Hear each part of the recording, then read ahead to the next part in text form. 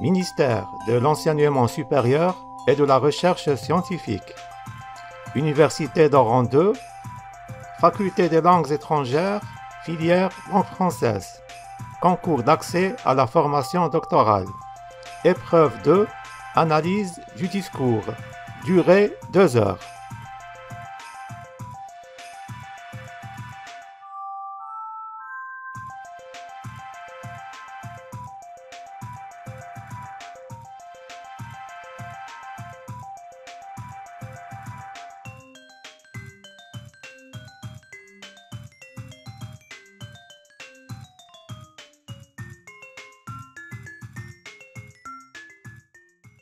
Sujet. Parler, c'est déjà argumenter. Pour Oswald Ducrot, la langue elle-même est déjà un condensé d'argumentation.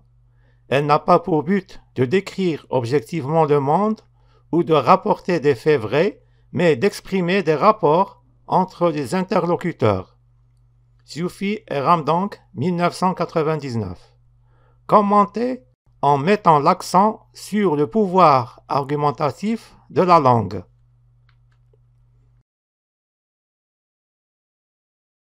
Réponse.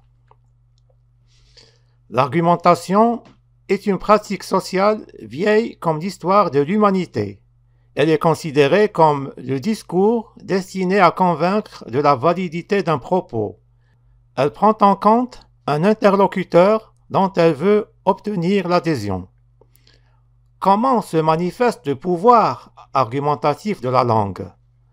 Pour répondre à cette question, nous allons d'abord montrer que l'argumentation est une opération linguistique à deux faces. Elle est en même temps un fait de discours et un fait de langue, en insistant sur la présence de l'argumentation dans la langue. Nous allons ensuite mettre l'accent sur l'orientation argumentative du lexique. Enfin, nous montrerons le passage de l'argumentation spontanée vers la stratégie argumentative.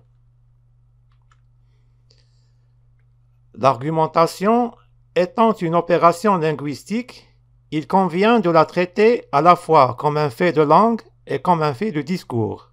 Ces derniers ne sont pas deux niveaux distincts du langage, mais plutôt les deux faces d'une même médaille. Considérer l'argumentation comme un fait de langue, c'est proposer que l'argumentation soit déjà inscrite, localisée dans la langue.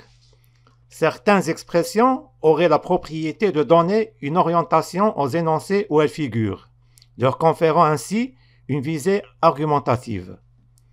La langue serait donc préformée argumentativement, contrairement à l'idée reçue qui en fait un réceptacle où se déposerait l'argumentation.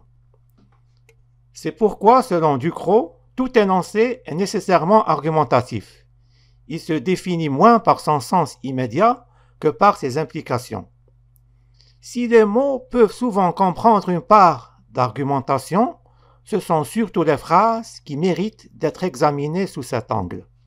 Souvent, une phrase est formulée de manière qu'on puisse tirer plusieurs conséquences d'elle. C'est pourquoi ce sont des enchaînements de deux phrases qui sont la plupart du temps étudiés par les théories linguistiques de l'argumentation. Une phrase d'apparence aussi inoffensive que « il est 8 heures » peut avoir des dizaines de valeurs argumentatives différentes.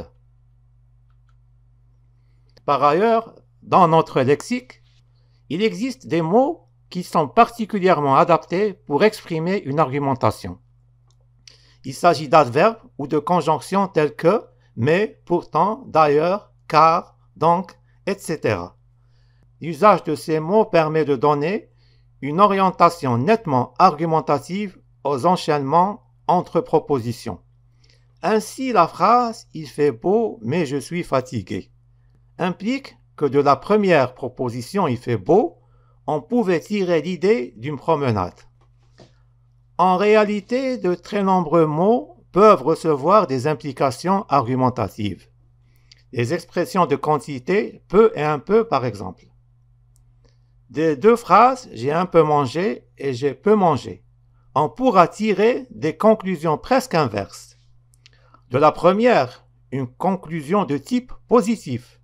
J'ai un peu mangé, donc je me sens mieux. Et de l'autre, une conclusion de type négatif. J'ai peu mangé, donc j'ai encore faim. Les énoncés que l'on pourra enchaîner à partir de ces deux phrases ne sont pas du tout les mêmes. À bien examiner notre usage de la langue, par conséquent, on s'apercevra qu'il comporte de très nombreuses traces d'argumentation, même dans la conversation la plus relâchée et la plus anodine. Cette argumentation peut être explicite ou implicite. Elle peut reposer sur des sous-entendus ou des présuppositions. Souvent, c'est elle qui oriente de façon décisive l'évolution de la conversation. Cette argumentation est quasi spontanée dans notre usage quotidien de la langue. Dans le cas d'un discours dont l'organisation fait l'objet d'une réflexion particulière ou d'une préméditation, on pourra parler de stratégie argumentative.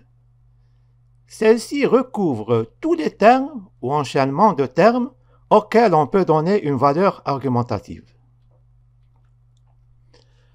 En conclusion, l'utilisation argumentative de la langue, loin de lui être surajoutée, est inscrite en elle et prévue dans son organisme interne. La syntaxe employée et la tournure choisie donnent à l'énoncé un sens qui oriente vers telle ou telle conclusion. L'intention argumentative est profondément enracinée dans la langue. Si l'argumentation a longtemps été considérée dans ce qui fait son lien avec la logique ou la rhétorique, elle tend à intéresser aujourd'hui de plus en plus le linguiste. Son étude aide à comprendre comment notre usage du langage ne crée pas seulement du sens, mais de la signification.